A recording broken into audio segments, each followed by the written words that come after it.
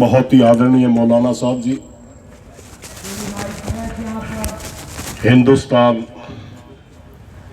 को दिशा देने वाली जगह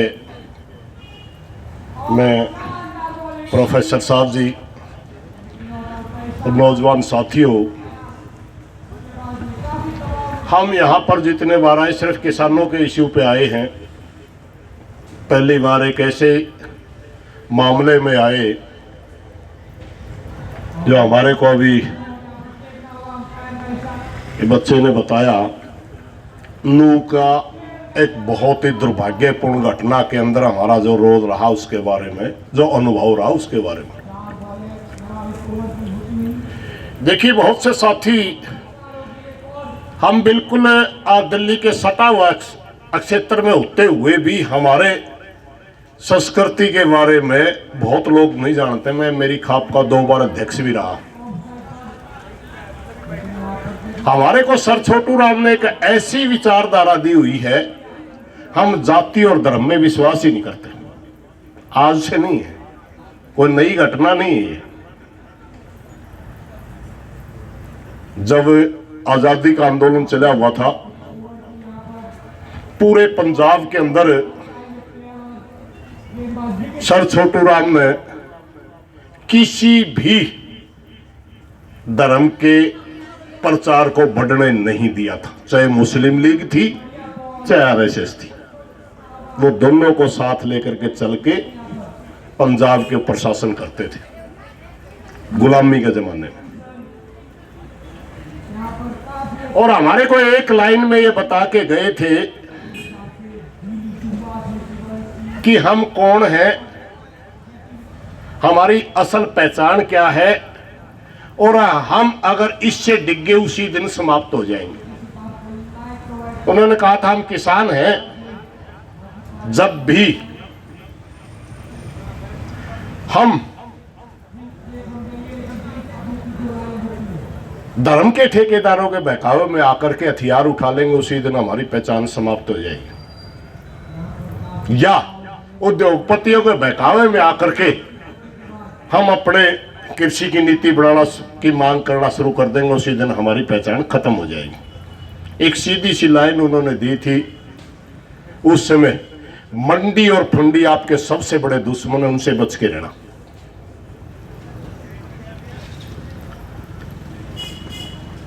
बहुत से देश के इलाकों में और कुछ भी बातें चली होंगी, मगर हमारे को तो बताया गया था, उसी नीति पर हमारा पूरा समाज चलता है। जब हरियाणा को पिछली साल 1 साल हो गया उस घटना को, देश के किसी चुनाव में फायदा उठाने के लिए कुछ लोगों ने हमारे भाईचारे को समाप्त करने के लिए धार्मिक नारे लगा करके हमारे 6 भाइयों को मरवा दिया, तो पूरा हरियाणा बिलबिला उठा कि हम तो ऐसे नहीं थे। उसी समय हमने किसान पंचायत रखी हुई थी। 9 अगस्त को हम क्रांति दिवस के रूप में मनाते हैं। हमारा संगठन बास गांव है, हरियाणा प्रदेश का दूसरा सबसे बड़ा गांव, सबसे बड़ा गांव सिसाई है, दूसरा बास है। ये तभी ये घटना हो जाती है और हमने अचानक पूरे हरियाणा प्रदेश की खापे बुला करके किसान पंचायत को एक सद्भावना पंचायत के रूप में बदलना पड़ा, क्योंकि हमारे जिले के अंदर 80 एक शहर है। इस घटना के बाद बाकायदा माइक लगा करके पूरे शहर के अंदर घोषणा कर दी गई थी कि कोई भी मुस्लिम इस शहर में नहीं रहेगा। इस तरह तो फिर ये प्रदेश और देश नहीं बचेगा। पूरा समाज ने उसके ऊपर चिंता जाहिर करी, इकट्ठे हुए। हमने पहले प्रार्थना की, मगर जब प्रार्थना से लोग नहीं माने तो सीधा हमें चैलेंज करना पड़ा कि उंगली करके दिखाओ किसी की मां ने दूध पी रखा हो। तब जा करके दंगे रुके थे। मैं जिस परिवेश में हम बड़े हुए उसमें हमारे को एक चीज सिखाई गई है, किसी भी धर्म की कट्टरता इस देश के लिए नुकसानदायक है, और जिस धर्म के अंदर जो कट्टरता कर रहा है उसको रोकने की जिम्मेवारी उसी धर्म की है, दूसरे की नहीं। वो वायलेंस हमारी तरफ से हुआ था, हम हिंदू घर में पैदा हुए तो उसके रोकने की जिम्मेवारी हमारी थी, किसी दूसरे की नहीं। वो जो धार्मिक नारे लगाए गए थे, तथाकथित अपने आप को गोरक्षक कहने वाले लोगों ने पूरे प्रदेश को जलाने की कोशिश करी, उसको रोकना हमारी जिम्मेवारी थी, हमने निभाई। और यही सबसे बड़ा मूल मंत्र सर छोटू राम ने दे के गया था हमारे को, क्योंकि हमारा देश कहने के लिए एक देश है, यहां जितने भी विचार आए, जितनी संस्कृतियां आए, जितने किसी भी रूप में कोई भी लोग आए, हमने उन्हीं को अपने देश में सम्मान दिया। और आज हम कहने के लिए एक देश है, लेकिन पूरी दुनिया की जितनी भी विचारधारा इस देश के अंदर है, जितने धर्म सारे इस देश के अंदर, अगर हम धर्म के आधार पर लड़ने शुरू हुए तो हमारा देश ही नहीं बचेगा। आज जो एक कोशिश की जा रही है एक तरफ के लोगों के द्वारा, इस देश को यह दिखाने की कोशिश की जा रही है कि हजारों वर्षों से एक विचारधारा थी, बिल्कुल गलत है। चाहे कोई 500-400 साल से है कोई विचारधारा, चाहे 1000 साल से कोई, मगर आज सभी हिंदुस्तानी हैं। और हमारा इस देश के अंदर हर नागरिक का इतना अधिकार है जितना किसी और का, इतना है हमारा। और एक मैं सीधा, भाई हरियाणा में चुनाव भी चल रहा है, मैं सीधा एक चैलेंज भी करता हूं साथियों को, धर्म के नाम पर आप पूरे देश को चलाना चाहते हैं, हरियाणा के अंदर वोट मांग के दिखाओ धर्म के नाम पे। अगर एक भी कैंडिडेट जमानत बचा जाए। अब चुनाव चल रहा है, कहां गया आपका धर्म? अब जातियों में लोगों को भड़का रहे हो।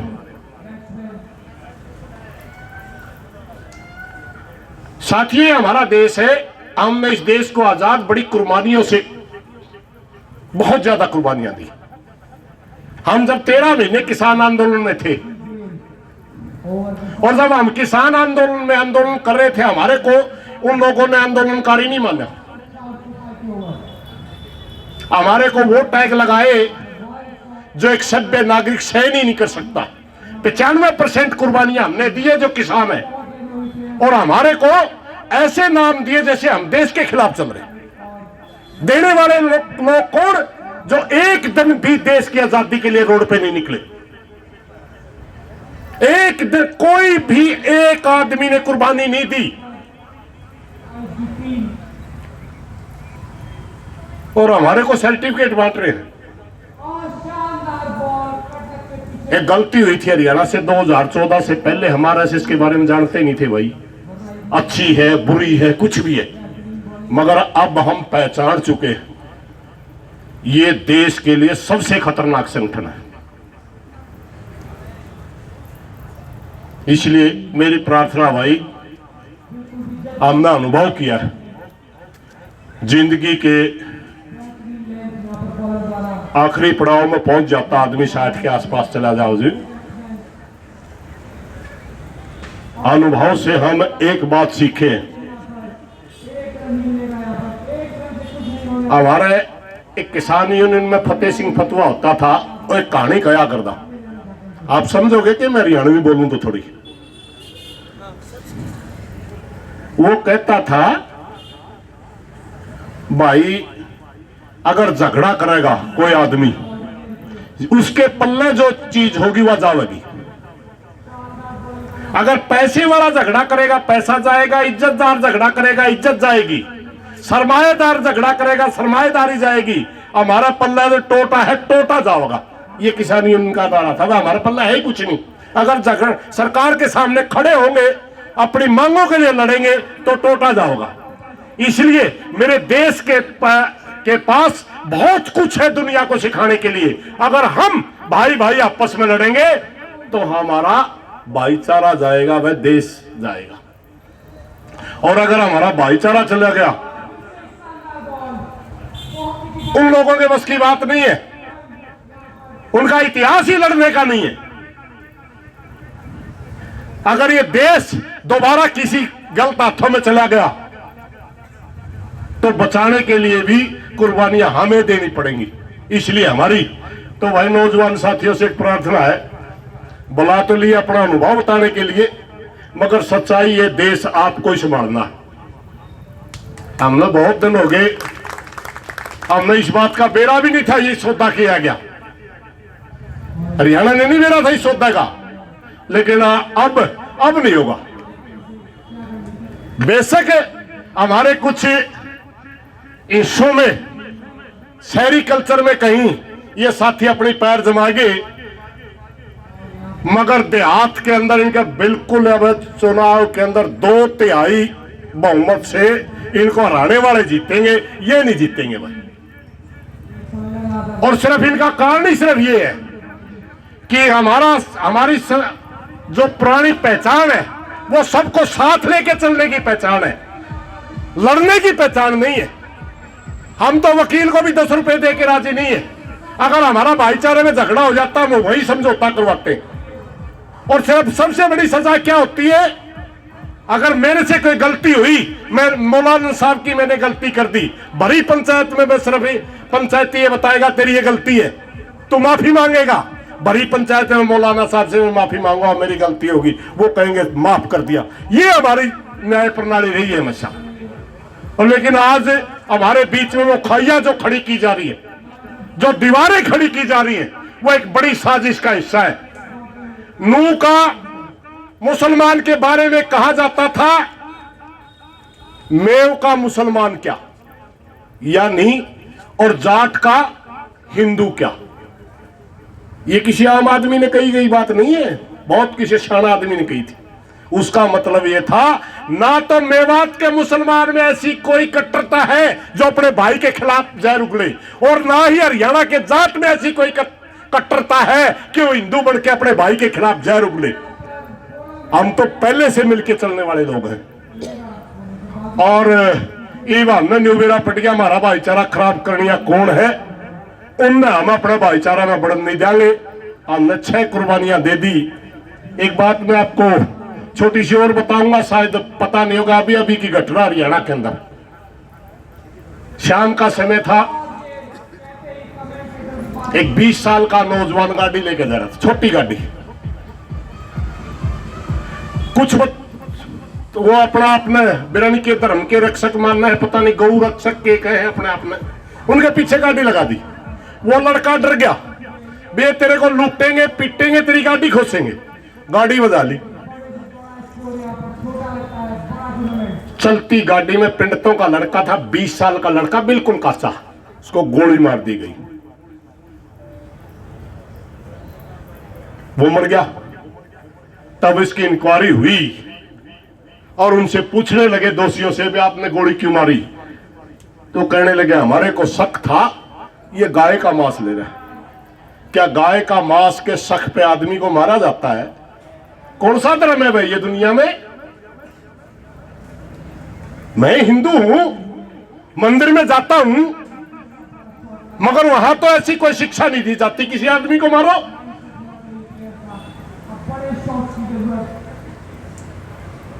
इसलिए हमारा ये अनुभव कहता है भाई, पहली बार हमने एक और कहानी बताऊंगा। हरियाणा में कोई गलती हो जाए और उसने तुरंत सुधार लेने आदमी ने कहा कि भाई अंधेरे में हाथ उठाया गया था, समझे आप, बचाना नहीं था, हाथ उठा लिया और पता चले हाथ फेंक दिया। यार ऐसे हरियाणा में हाथ थी, पता चल गया, भाईचारा ने इनको अब की बार फेंक दिया जाएगा, ये दोबारा जड़े नहीं जमा पाएगी हरियाणा के अंदर। और सीधे तौर पे हम हमारे देश की इस बर्बादी का कारण प्रधानमंत्री को मानते हैं, मैं को डरता हूँ हमें कौन डरा कर दे, क्योंकि हम भी इज्जत करा कर दे, बड़ा इज्जत तो बोला कर दे, मगर जब बॉर्डर पाया हमारे को क्या कहेगा, अलगाववादी, आतंकवादी, खालिस्तानी, आंदोलन जीवी, परजीवी। परजीवी तो आप पढ़े लिखे बालक को पता है कि क्या दूसरे का खून चूसने वाला होता है।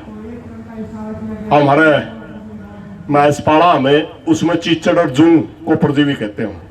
परजीवी इंसान के रूप में वो होता है जो मांग के खावे। हम तो मेहनत जीवी है, करके खाते हैं। खुद प्रधानमंत्री जी ने कहा था मैंने 35 साल तक भिक्षा मांग के खाई है।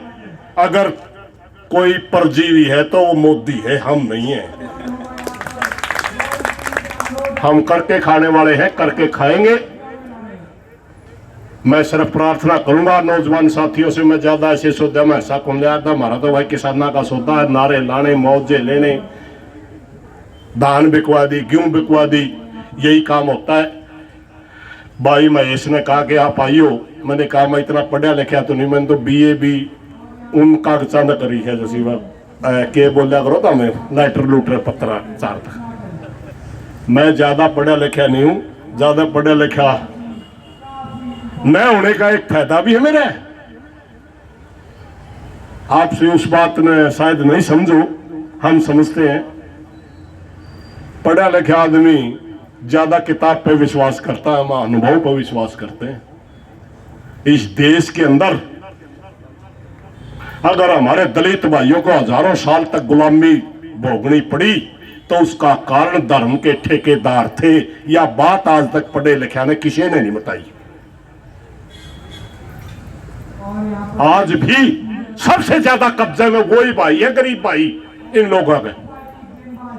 इसलिए मेरी प्रार्थना ये देश आप जैसे हाथों में जाए, पढ़े लिखे बच्चों के हाथों में जाए और आप इस देश को अच्छी तरह संभालें। इन्हीं शुभकामनाओं के साथ आप लोगों का धन्यवाद हमारे जैसे साथियों को बुलाने के लिए। और ये देश जाति और धर्म में नहीं बंटना चाहिए, यही हमारी सोच है। धन्यवाद।